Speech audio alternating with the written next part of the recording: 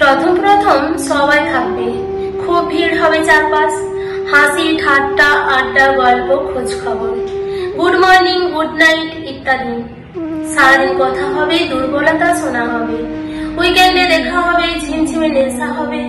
তারপর আস্তে আস্তে যখন সবটুকু জানা হয়ে যাবে, নতুন কোনো গল্প শোনার থাকবে না, বলার থাকবে না, কোথাও আর একটুকু রহস্য থাকবে না, তখন আস্তে আস্তে নিভতে শুরু করবে যোগাযোগের ঝাড়বাতি।